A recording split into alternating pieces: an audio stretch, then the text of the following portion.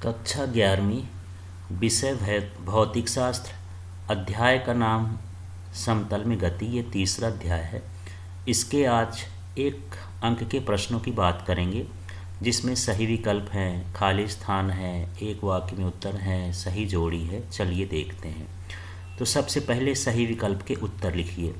निम्नलिखित में सदिश राशियों का समूह है, तो इसमें ये बी ऑप्शन सही है। यहाँ सदिश राशियों का समूह त्वरण, क्षेत्रफल, संवेग। इसके बाद हम बात करते हैं दूसरा।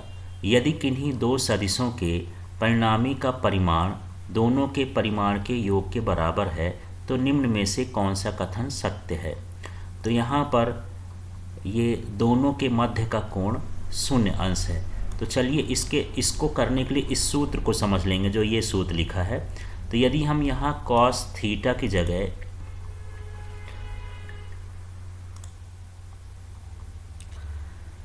थीटा की जगह हम 0 रख दें तो cos 0 का मान कितना होता है 1। अंदर ये बचेगा a² + b² प्लस 2ab, और ये सूत्र होता है a + b का होल स्क्वायर। यहाँ पर हो जाएगा a + b का होल स्क्वायर, और यदि रूट के अंदर रहेगा तो रूट से बाहर निकलेगा तो ये हो जाएगा a + b। इस सूत्र का उपयोग करके हम इसका जवाब देंगे ये। तो यहाँ कहता है कि दोनों के परिमाण के योग के बराबर है, तो ये दोनों के परिमाण का योग है। तो कब ऐसे आया, जब थीटा का मान कितना था 0 अंश था।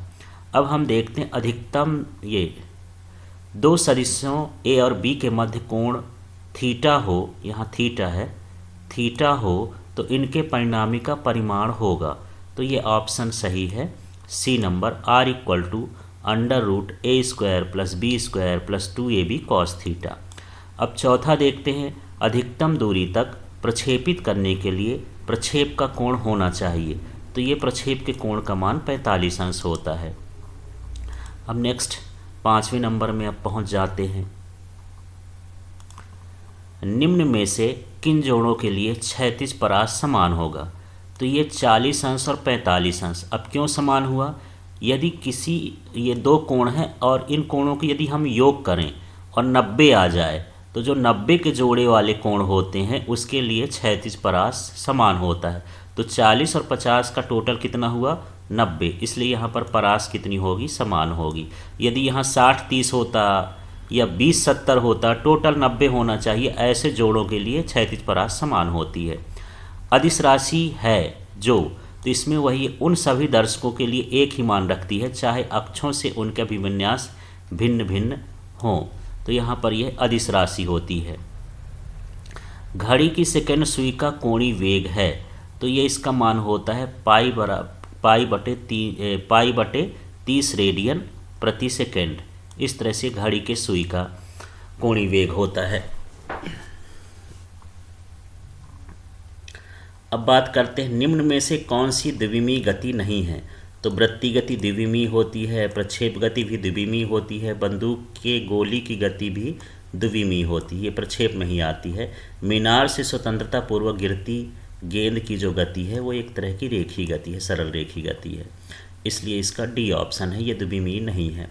उड़ान के समय उच्चतम बिंदु पर किसी प्रक्षेप का त्वरण होता है, तो उसके प्रक्षेप का त्वरण एक समान रहता है, a = g, मतलब गुरुत्वीय त्वरण के बराबर होता है। तो इस तरह से 9वें नंबर तक का क्वेश्चन हुआ। अब आगे 10वें से देखते हैं। किसी प्रक्षेप द्वारा क्षैतिज में चली गई दूरी उसकी अधिकतम ऊंचाई के 4 गुनी है, प्रक्षेपण कोण का मान कितना होगा। तो यहाँ प्रक्षेपण कोण का मान इसके लिए कितना हो जाएगा 45 अंश हो जाएगा, क्योंकि जो प्रक्षेपण कोण होता है वो थीटा बराबर होता है tan इनवर्स 4h/r। इस तरह से सूत्र होता है 4h/r। तो यहाँ पर जो उसकी परास है वो परास है कितनी है, अधिकतम ऊंचाई की 4 गुनी है। इसका मतलब ये है कि यहाँ भी जो r है इसके स्थान पर भी कितना हो जाएगा 4h। तो ये 4h और 4h कट जाएंगे, इसका मान हो जाएगा 1, और tan इनवर्स 1 या tan थीटा में 45 अंश का मान 1 होता है, इसलिए यहाँ पर कितना हो जाएगा 1। अब 11वां नंबर का देखते हैं। महत्तम ऊंचाई प्राप्त करने के लिए प्रक्षेपण कोण कितना होना चाहिए? तो अधिकतम ऊंचाई के लिए प्रक्षेप कोण 45 अंश, परास के लिए 45 अंश और ऊंचाई के लिए कितना होना चाहिए? 90 अंश। तो ये ध्यान रखना है, कभी ये महत्तम ऊंचाई पूछेगा, कहीं महत्तम परास। जब परास होगा तो 45 अंश, ऊंचाई होगा तो 90 अंश। एक समान वृत्तीय गति में वस्तु के वेग और त्वरण के मध्य कोण होगा। तो वेग और त्वरण परस्पर लंबवत होते हैं, इसलिए उसका कोण जो होगा वो 90 अंश होता है। अब 13 नंबर का प्रश्न देखते हैं। अभिकेंद्र त्वरण होता है, तो चलिए इसकी बात करते हैं, इसमें ऑप्शन में क्या क्या है। तो ये जो अभिकेंद्र त्वरण की दिशा होती है हमेशा केंद्र की ओर होती है। एकक सदिश का परिमाण होता है, ये ए सही है, 1 होता है। निम्न में से कौन सी अदिश राशि है? तो बल सदिश होता है, आवेग भी सदिश होता है, त्वरण भी सदिश होता है, कार्य कैसी राशि हो गई? अदिश। प्रक्षेप का पथ होता है, तो प्रक्षेप का पथ परवलयाकार होता है। इस तरह से ये सही विकल्प वाले थे। अब हम बात करते हैं रिक्त स्थानों की। अधिकतम ऊंचाई प्राप्त करने के लिए पिंड को खाली स्थान दिशा में फेंकना चाहिए, तो ये ऊर्ध्वाधर ऊपर की ओर सीधे फेंकना चाहिए। वृत्तीय मोड़ पर सड़क खाली स्थान की ओर ऊंची बनाई जाती है, तो जब वृत्तीय सड़क आती है तो ये बाहर की ओर ऊंची बनाई जाती है, माने केंद्र से बाहर की ओर सड़क थोड़ा हल्की ऊंची होती है। अब यहाँ प्रक्षेप कोण ए और 90 - a के लिए प्रक्षेप का खाली स्थान समान रहता है, तो यहाँ पर परास समान रहता है। दो कोण होते हैं 90 और 90 - थीटा, जिस पर परास का मान कैसे रहेगा? एक जैसे रहता है। कोणीय वेग का मात्रक है, तो कोणीय वेग का मात्रक होता है रेडियन प्रति सेकंड।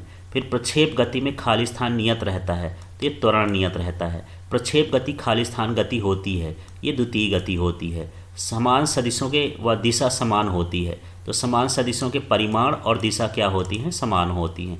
तो इस तरह से 7वें नंबर तक अभी हम पहुँचे खाली स्थान में। आगे का देखते हैं 8 से। तो 8वें नंबर में देखते हैं शून्य सदिश का परिमाण शून्य तथा दिशा खाली स्थान होती है। तो शून्य सदिश का परिमाण तो शून्य होता है, दिशा स्वेच्छ होती है, जिस दिशा में जाना चाहें वो दिशा हम ले सकते हैं। यदि प्रक्षेप की अधिकतम परास 100 मीटर है तो अधिकतम ऊंचाई कितनी होगी? तो ये परास की आधी होती है, 100 मीटर है तो 100 का आधा कितना हो जाएगा? 50 मीटर।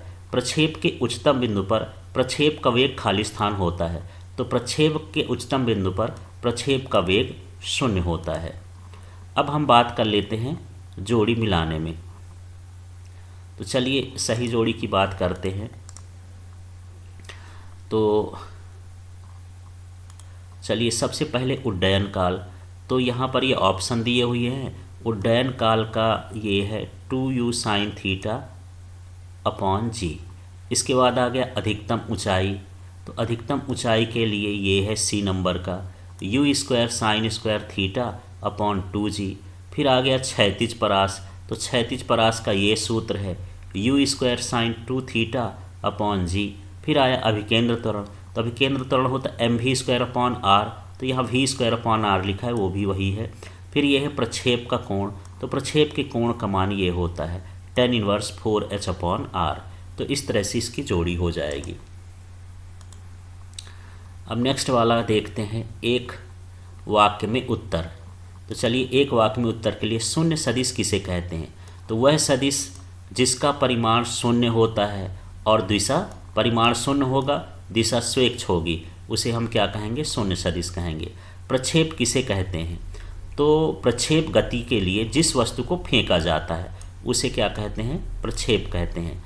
अगला देख लेते, किसी सदिश ए की दिशा में एकांक सदिश लिखिए। तो ये ए कैप बराबर हो जाता है यहाँ ए वेक्टर अपॉन मॉड ऑफ ए, ये दर्शाता है एकांक सदिश की दिशा। अभिकेंद्रीय त्वरण का सूत्र कोणीय वेग के पद में लिखिए। तो कोणीय वेग के पद में ये होता है α = ω²/r, ये अभिकेंद्रीय त्वरण का सूत्र है। अब 5वां देखते हैं, अक्षों x y z के अनुदिश एकांक सदिश लिखिए। तो x y z अक्ष के एकांक सदिश होते हैं i कैप, j कैप और k कैप, जहाँ i का मतलब होता है x का एकांक सदिश, j का मतलब y का एकांक सदिश और z का मतलब k कैप जो है z का एकांक सदिश होता है। अब द्विमीय गति के 2 उदाहरण लिखिए। तो एक हो गया तो वृत्तीय गति, प्रक्षेप गति, बंदूक के गोली की गति। इस तरह की गतियाँ जो होती हैं उसको हम क्या कहते हैं, द्विमीय गति। अब हम बात करते हैं 7वें नंबर के प्रश्न में। समतल में गतिशील एक कण के किसी क्षण निर्देशांक 3, 4 है, मूल बिंदु से उसकी दूरी कितनी होगी? तो इसके लिए सूत्र होता है r बराबर √x² + y², जहाँ पर ये समतल के निर्देशांक हो जाएंगे x y।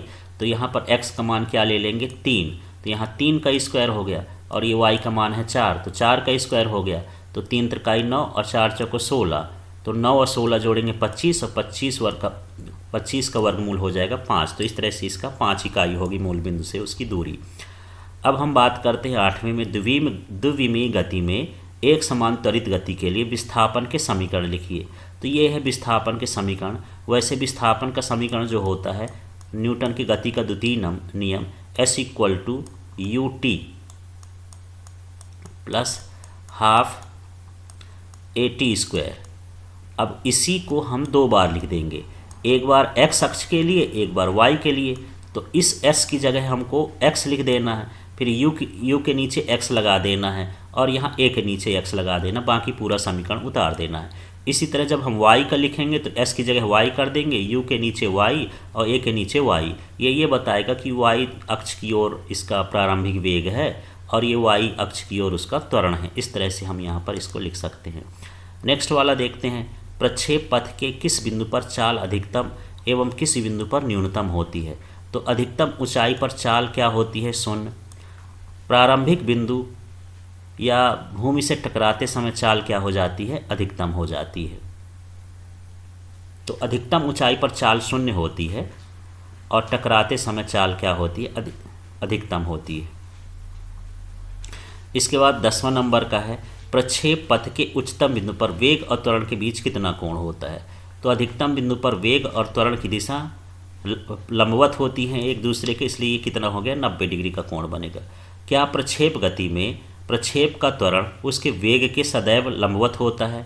नहीं, प्रत्येक बिंदु पर अलग अलग कोण होता है। केवल उच्चतम बिंदु पर त्वरण और वेग क्या होते हैं, लंबवत होते हैं। तो इस तरह से 11 नंबर के क्वेश्चन तक अभी पहुँचे। अब इसके बाद 11 के आगे देख लेते हैं। ये 12वां, एक खिलाड़ी गेंद को क्षैतिज से किस झुकाव पर फेंके कि गेंद अधिकतम दूरी तक जाए? तो ये परास पूछ रहा है, और अधिकतम परास के लिए कोण का मान कितना होना चाहिए, 45 अंश। फिर 13वां नंबर का क्वेश्चन है, 5 किलोग्राम व 10 किलोग्राम के 2 गोले समान वेग से एक ही दिशा में फेंके जाते हैं, कौन सा गोला पृथ्वी से पहले टकराएगा? तो दोनों गोले एक साथ टकराएंगे, क्योंकि दोनों के लिए गुरुत्वीय त्वरण का मान 1 होता है और वह द्रव्यमान वस्तु के द्रव्यमान पर निर्भर नहीं करता है। धन्यवाद।